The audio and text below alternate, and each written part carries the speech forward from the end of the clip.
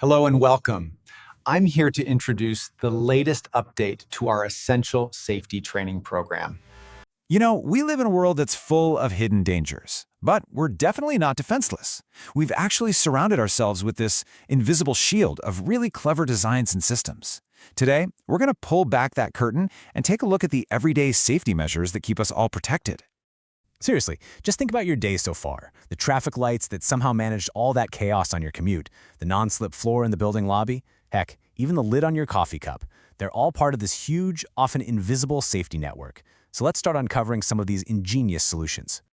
All right, let's start where the stakes are probably the highest, the workplace.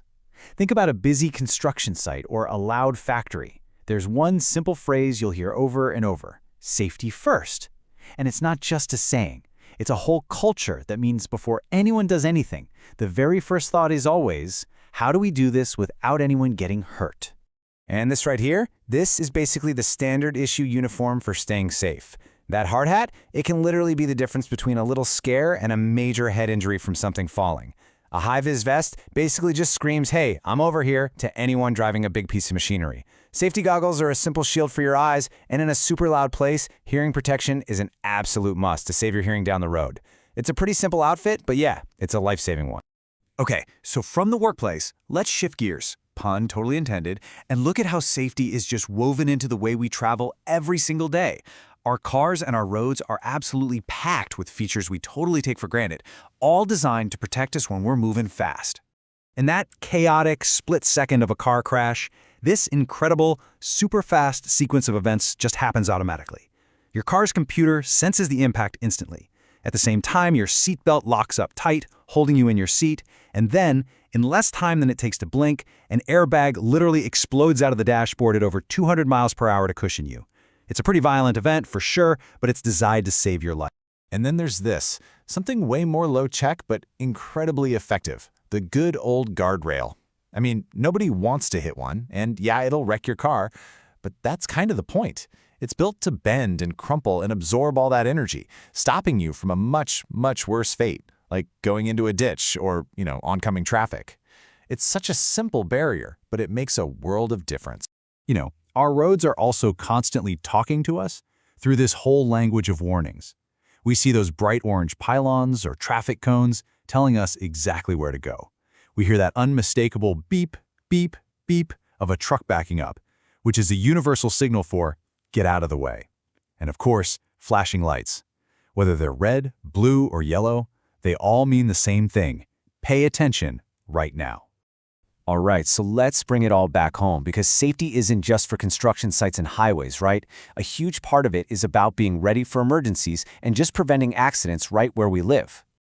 So first aid and CPR. People sometimes get them confused, but they're for totally different levels of emergency. Think of first aid as what you do for the small stuff. Cleaning a cut, putting on a bandage, maybe helping someone who's choking. It's super important stuff, but CPR, that's the big one. Cardiopulmonary resuscitation is what you do when someone's heart has actually stopped beating. Those chest compressions can literally be the thing that keeps someone alive until help arrives. And you've probably seen CPR's high-tech partner around, the defibrillator, or AED. They're popping up in all sorts of public places now, like schools and gyms. This amazing little device can deliver a controlled electric shock to a heart that's beating out of rhythm during a heart attack, basically shocking it back into a normal beat. It's incredible, life-saving tech that's now way more accessible to all of us. Our homes are just full of these simple, clever little safety solutions. Smoke alarms are like an electric nose, always on duty, ready to scream if they detect fire. And having a fire extinguisher nearby can stop a small kitchen fire from becoming a disaster. Handrails, they give you that extra stability to prevent a bad fall on the stairs. And for anyone with kids, you know the deal. Outlet covers and baby gates are essential for creating safe zones.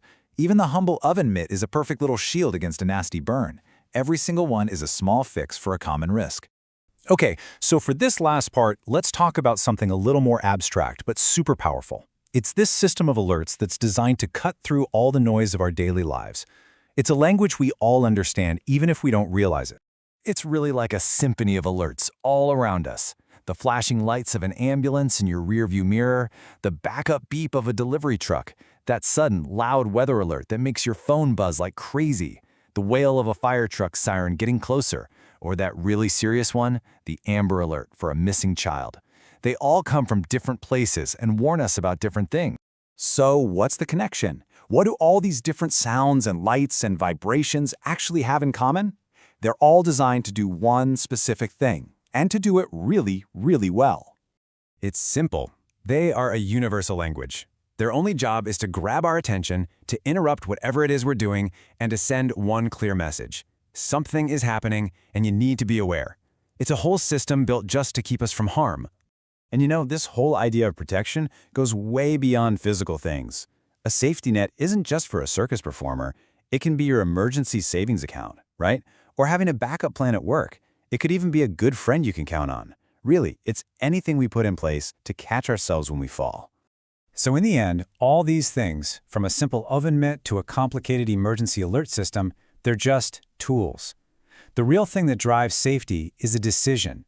The decision to wear your seatbelt, to check the batteries in the smoke alarm, to pay attention to those flashing lights. So as you go about your day, maybe take a second to notice that invisible shield all around you, and then ask yourself, what's one small safety decision you can make today?